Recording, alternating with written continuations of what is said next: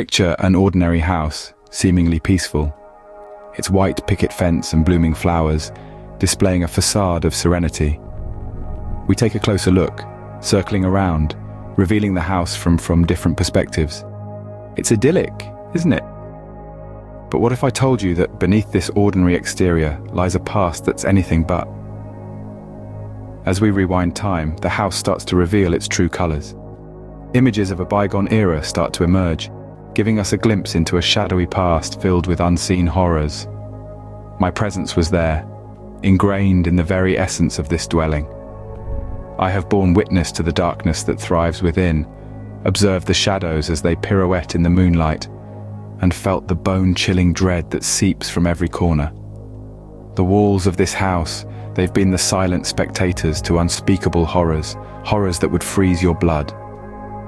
Now we transition to the present, the house standing ominously under the moonlit sky, shadows flitting across its facade, lights flickering eerily. So steel your nerves, for I, the enigmatic voice of this haunted house, am about to unearth the spine-chilling secrets it keeps hidden within. We open on our main characters, Tom and Emily, a vibrant young couple, brimming with excitement. Cameras capture their joyful laughter and playful banter as they cross the threshold into their new home.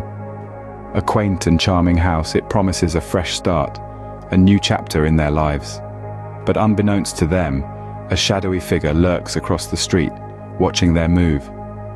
His name is Mr. Blackwood, their enigmatic and unnerving neighbor, who seems to always have a curious eye on their house. As they settle in, the camera captures some strange occurrences. The deafening silence of the night is shattered by uncanny noises that echo through the barren hallways. The house plays a symphony of creaks and groans, a discordant melody that sends a chill down their spines.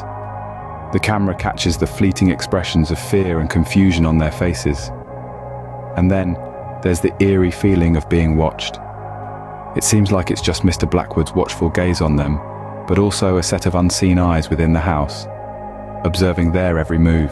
The camera pans showing objects defying logic and gravity, moving on their own. It captures a vase that was on the mantelpiece in the morning found shattered on the floor by evening, and a chair that was tucked neatly under the dining table spotted in the middle of the room, as if moved by an unseen force. But Tom and Emily, they dismiss these incidents, try to laugh it off, attributing these strange happenings to the stress of moving and of their new surroundings, or perhaps the eerie gaze of Mr. Blackwood. They convince themselves that there's a logical explanation for everything. The camera focuses on their determined faces as the voiceover concludes, but they brushed it off, attributing it to the stress of moving. How wrong they were. Imagine a pale-faced couple, their eyes wide with trepidation. As the sun dips below the horizon, they are plunged into a realm of shadows and whispers. The house around then takes on a life of its own, drawing upon their worst nightmares and giving them form. Their home becomes a stage for grotesque apparitions. Strangers' warped faces appear in mirrors, their expressions twisted in eternal torment. With each passing night, the dwelling's menacing nature grows more tangible. The couple flinches from invisible touches, icy clutches in the still of the night. A breath brushes against the nape of their necks, unseen hands seem to reach out from the shadows. These sensations are chilling, startling, a constant reminder of their unwelcome company. Among the silent screams of the house, whispers start to echo. They're soft at first, like leaves rustling in the wind, but they grow louder, insistent. These voices from beyond speak in hushed tones, their messages but their intent obvious. This couple is not welcome here. The dwelling is no longer just a house, but a sinister entity, a cruel puppet master amusing itself with its terrified inhabitants. It feeds off their fear, each shriek of terror, every sleepless night nourishing the malevolent force within its walls. The couple, so in love with their dream home, now find themselves trapped in a living nightmare. Their fear is palpable, their terror evident in their wide-eyed glances and trembling hands. The house, their house, is playing a twisted game of survival, injecting fear and horror with each passing day. The couple, looking resolute, embark on a quest to decode the mysteries of the house. They venture deep into its past, unearthing a sequence of spine-chilling revelations. They discern that the house is far from an ordinary dwelling. It is a chest of secrets, foreboding secrets hidden in the sands of time, unraveling narratives of tragedies that have befallen within these walls. They paint a portrait of a house that has bore witness to more than its share of sorrow. They discover of its former residents, families who once flourished within its confines, who reveled in happiness and thrived, only to disappear under enigmatic circumstances, leaving the house abandoned and forgotten. They stumble upon stories of a mother and father, members of a cult, conducting sinister rituals in the drawing room, while their children laughed eerily during the twilight hours, long after they were supposedly no more. The house, they realized, seemed to consume its inhabitants.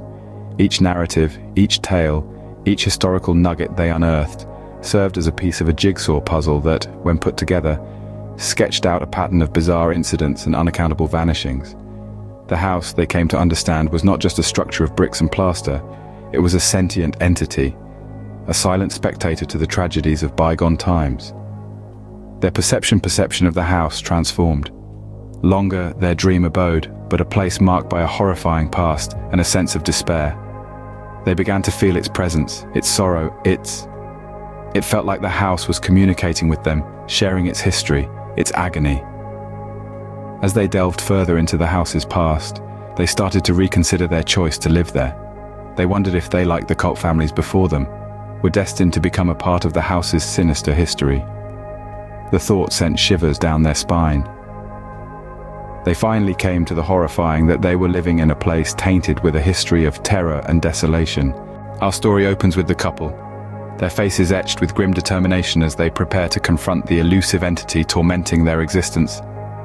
Their dream home, now an eternal prison, seems to echo with whispers from a past they wish to. Everything about them screams fear, yet their resolve is unshaken. They are not ones to retreat. They are warriors, ready to take on the spectre that has ruined their peaceful existence. As they strategize, the house transforms before our eyes.